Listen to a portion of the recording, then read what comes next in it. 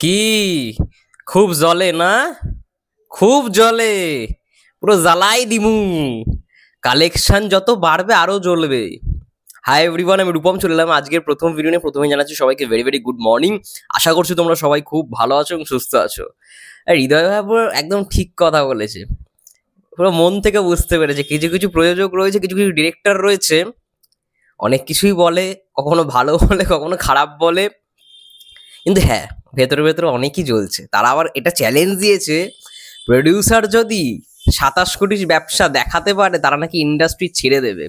আমি শুধু সেই সময়টার অপেক্ষা করছি, দেখিয়ে দিক না, প্রডিউসার দেখিয়ে দিক, তখন দেখি তাদের মুখ থেকে কি রিয়াকশন শুনবো। আগেও তো এরকম একজন প্রডিউসার বলেছিল যে শাকিব খান ফিরতে পারবে না, শাকিব খান ইয়ে করতে পারে না, সিনেমা হিট দিতে পারবে না, যদি হিট দেয় ইন্ডাস্ট্রি ছেড়ে দেবে। সেই প্রডিউসারের দেখো অবস্থা, দেখো আজকে নিয়ে এসছে জিন 3, ঠিক আছে, 1 সপ্তাহ হয়নি ওয়াশ আউট, সব মাল্টিপ্লেক্স থেকে ওয়াশ আউট। এটাই হবে, বেকার এরা লড়তে আসে, বেকার বেকার পাঙ্গা নিতে আসে সাকিব ভাইয়ের সঙ্গে, আলটিমেট কিছুই করে উঠতে পারে না, এই শুধু হাইপেই আসে। মূল লক্ষ্য এদের শুধু হাইপে আসার, ব্যাস, আর কিচ্ছু না। যাই হোক, মূল বিষয়ে আসি। ডে 18 দিনে এসে দাঁড়িয়ে বড়বাদের কত কালেকশন দাঁড়ালো। গতকালকে মাল্টিপ্লেক্স, সিনেপ্লেক্স, স্টার সিনেপ্লেক্সের যদি কথা বলি, তারপরে লায়ন মাল্টিপ্লেক্সের যদি কথা বলি, এছাড়াও গ্র্যান্ড যেটা রয়েছে, grand cineplex, I think grand Sylhet, সেখানে যদি কথা বলি, ভালো রকমের কিন্তু রেসপন্স রয়েছে, মানে রেসপন্স ছিল।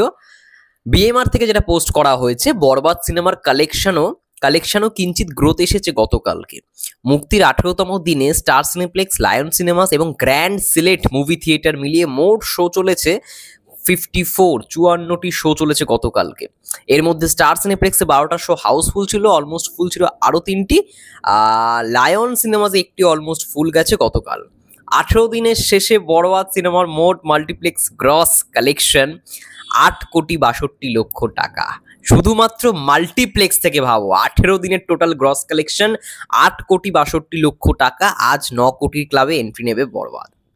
সিঙ্গেল স্ক্রিনের কালেকশনটা কেউ তো এক্স্যাক্ট বলতে পারে না।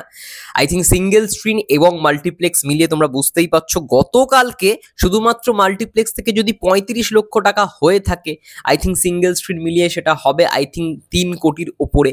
এবং সেটা যদি হয়ে থাকে তাহলে আমরা এটা আঁচ করতে পারছি, অলরেডি 50 কারোরে ঢুকে গেছে।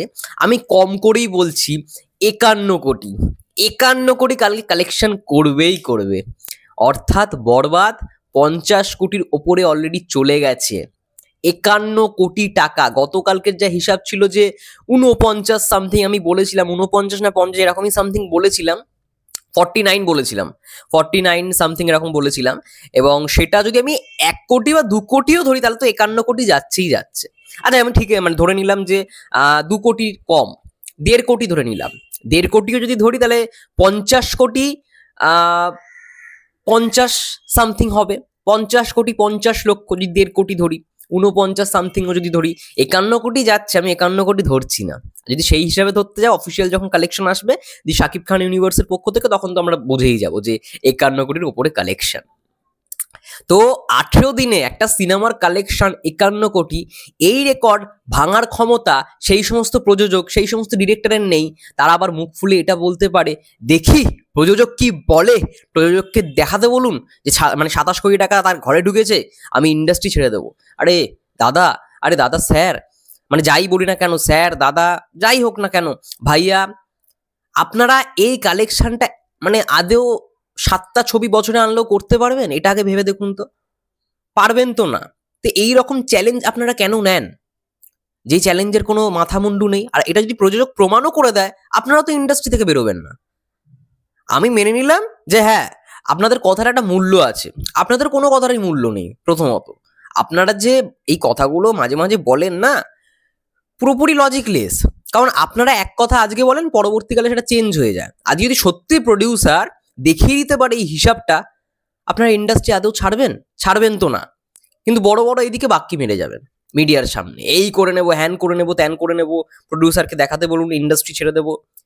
আরে নতুন একজন প্রডিউসার, সে এত বিজনেস করেছে, সে এত টাকা বিজনেস করেছে, সিঙ্গেল স্ক্রিনে এখনো ছবিটা চলছে, মাল্টিপ্লেক্স পর্যন্ত চলছে, শো কম থাকা সত্ত্বেও তাও আপনারা এত বড় বড় কথাগুলো বলেন, এত রাজনীতি করেন সেই মানুষটার সঙ্গে, তাও এরকম করে যান। কারণটা কি? কারণ আপনারা মেগাস্টারকে সহ্য করতে পারেন না। একটা সময় আপনাদের সঙ্গে দারুণ সম্পর্ক ছিল, এখন সেটা নেই, তো অবভিয়াসলি এটা তো হবেই। কিন্তু যেটা বলবেন সেটার কথার দামটা রাখবেন, ভ্যালুটা রাখবেন। আমি আজকে একটা কথা বললাম, আগামীকাল পাল্টি খেয়ে গেলাম, এগুলো প্লিজ করবেন না। আপনারা না বড় বড় সিনেমার প্রযোজক, আপনারা না বড় বড় সিনেমার মানে পরিচালক, আপনাদের কাছ থেকে এইগুলো না আশা করা যায় না। আপনারা 100 কোটির সিনেমা বানান, কিন্তু 1 কোটিও বক্স অফিস থেকে ওঠে না। সত্যি খুব খারাপ লাগে এটা। এত টাকা আপনারা ইনভেস্ট করেন, কিন্তু যেই সিনেমা মাত্র 18 দিনে 50 কোটির গন্ডি বেরোচ্ছে, তাদেরকে আবার চ্যালেঞ্জ করছেন যে দেখান কি করে হলো, কি করে ইয়ে। আরে ভাই, সিনেমা হলে গিয়ে দেখুন না, সিনেমা হলে স্টার সিনেপ্লেক্সে গিয়ে দেখুন। আপনারা তো নিজেই স্বীকার করছেন যে কিছু কিছু সিন খুব ভালো লেগেছে, কিছু কিছু সিন সত্যি মেকিং হিসেবে খুব ভালো। তা সিনেপ্লেক্সে যখন দেখছিলেন নিশ্চয়ই তো দেখেছিলেন যে পাশে আরো সব সিটগুলো বুকড, হাউসফুল ছিল সেই শোগুলো। তাহলে কেন এই সমস্ত যুক্তিগুলো দেন? আর বাই দা চান্স যদি প্রডিউসার দেখিয়ে দিতে পারে, আমি শুধু সেই দিনে অপেক্ষা করছি আপনারা দেখি কিভাবে ইন্ডাস্ট্রিটা ছাড়েন। আপনারা সত্যি চলে গেলে অনেক ইন্ডাস্ট্রি ভালো হবে। এটাই বলে ভিডিওটা শেষ করবো।